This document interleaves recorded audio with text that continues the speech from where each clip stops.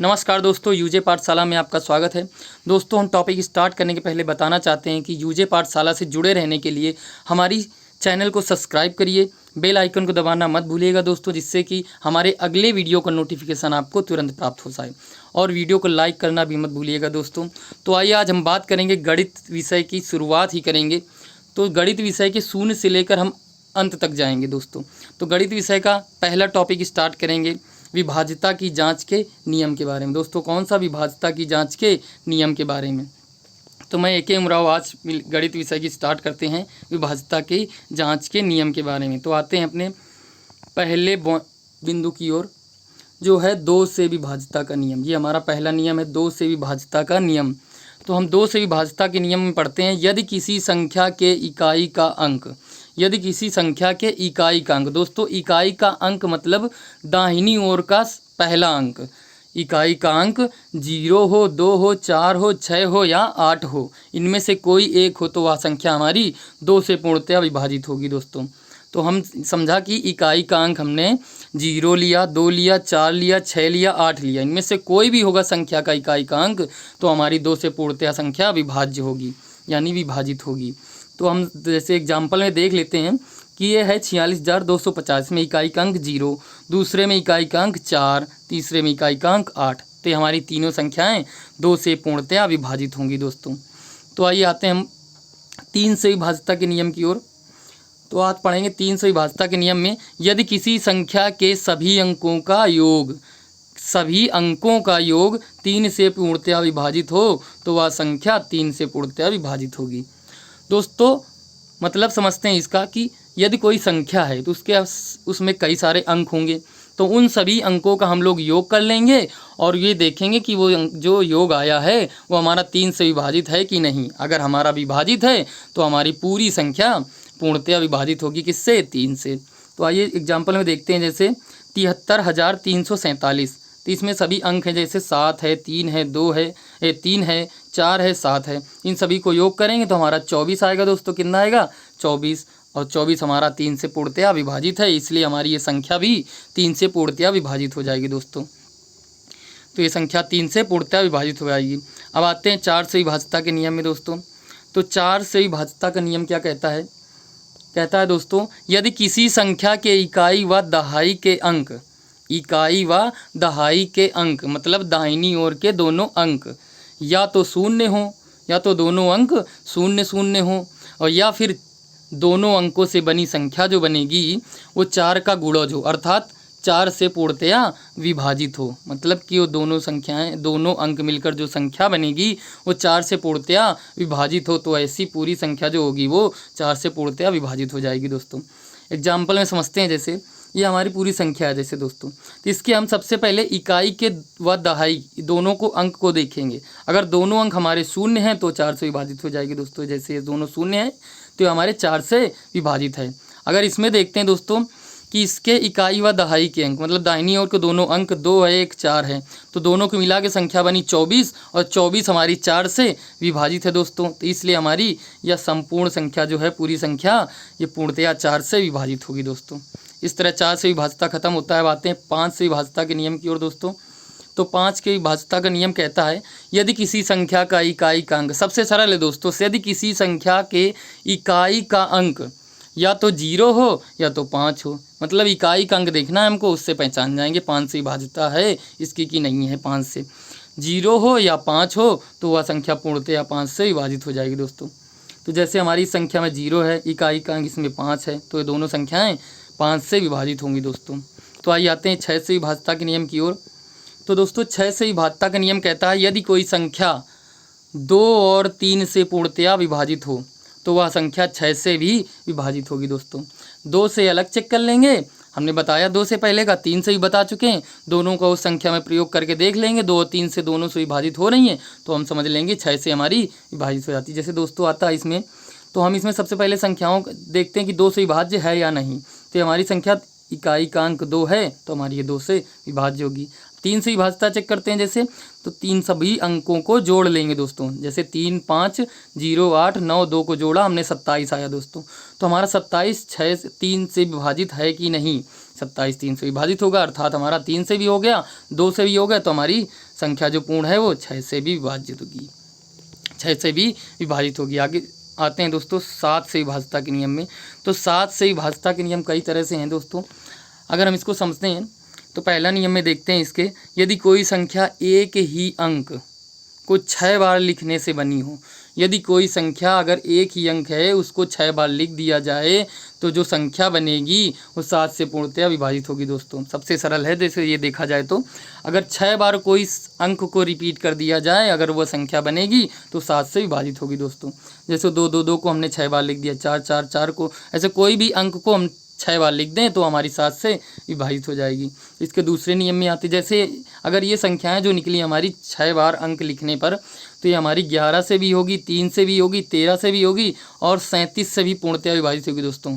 ये भी याद रखेंगे दोस्तों, कभी कभी आ जाता है 37 से विभाज्यता का नियम, तो उसमें देख लेंगे 6 बार अंक का अगर रिपीट है तो हमारा वो 37 से भी विभाज्य होगी। आते हैं दूसरे नियम की ओर दोस्तों, यदि कोई संख्या 3 अंकों के 2 बार पुनरावृत्ति से बनी हो दोस्तों, ध्यान से पढ़ेंगे दोस्तों, 3 अंकों के 2 बार पुनरावृत्ति से बनी हो तो वह संख्या 7 से पूर्णतया विभाजित होगी दोस्तों। तो हम देखेंगे 3 अंक कौन कौन से हैं, जैसे हमारा 4 9 3 अंक हैं, ये 4 9 3 ये हमारे 3 अंक हैं, इन्हीं को दोबारा लिख दिया, मतलब 2 बार पुनरावृत्ति हो गई तो हमारी बन गई 6 अंकों की संख्या, और 2 बार पुनरावृत्ति है 3 3 अंकों की, तो हमारी 7 से विभाजित होगी दोस्तों। ऐसे हम कोई भी लिख सकते हैं, जैसे 1 2 3 1 2 3, वो भी हो सकता है, जैसे 5 6 7 5 6 7 लिखा है, तो ये भी हमारी 7 से पूर्णतः विभाजित होगी दोस्तों।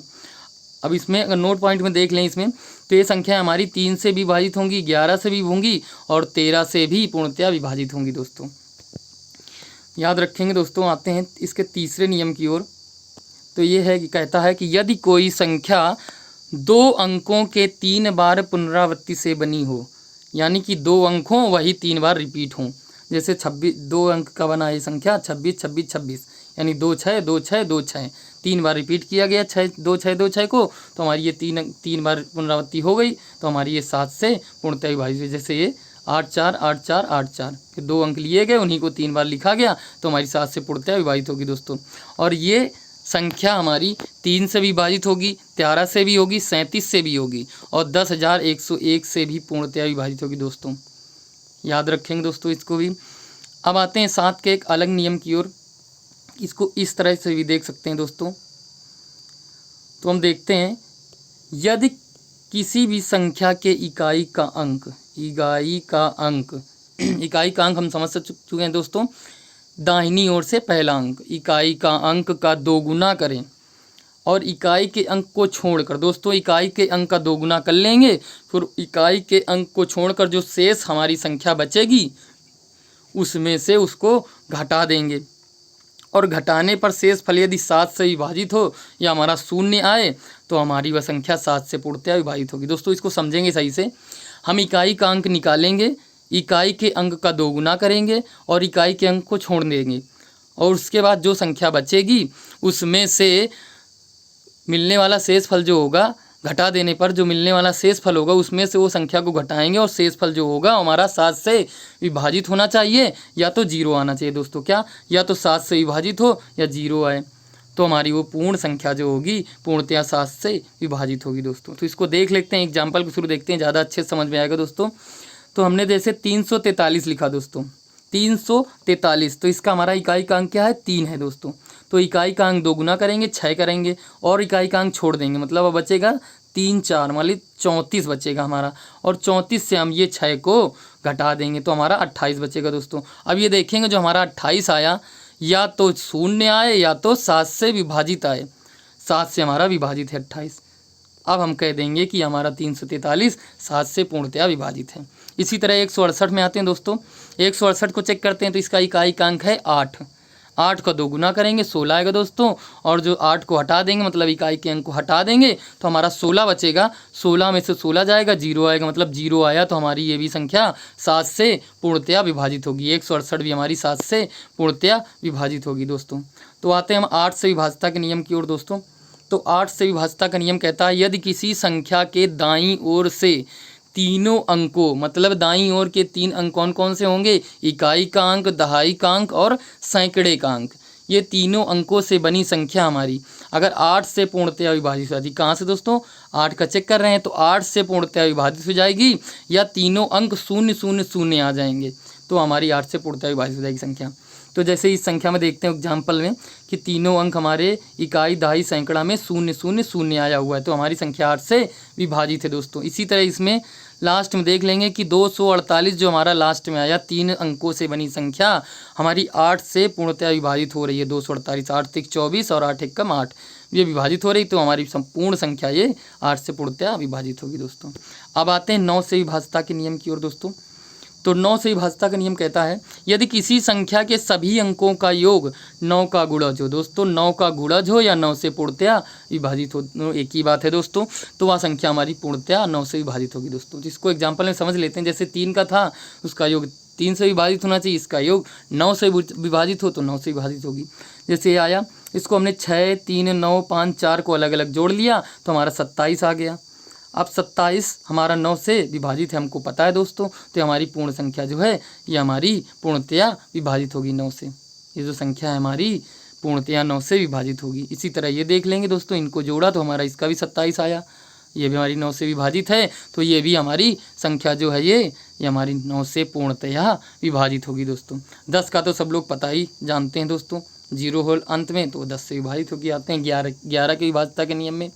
तो दोस्तों 11 के विभाज्यता के नियम की बात करते हैं तो कहता है यदि किसी संख्या के एकांतर अंकों के योग का अंतर, दोस्तों सही से समझेंगे, यदि किसी संख्या के एकांतर अंकों के योग का अंतर यदि शून्य हो और या फिर 11 से पूर्णतया विभाजित हो तो वह संख्या हमारी 11 से पूर्णतया विभाजित होगी दोस्तों। इसको एग्जाम्पल में अच्छे से समझेंगे दोस्तों।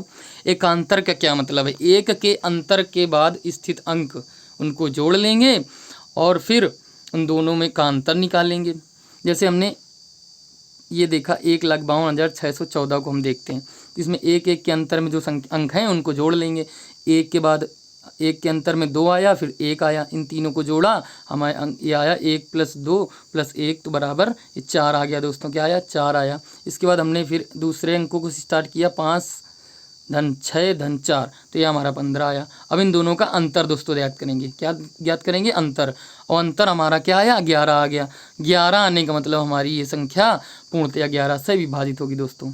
इसी तरह हम लोग देखते हैं दूसरे एग्जाम्पल की तरफ।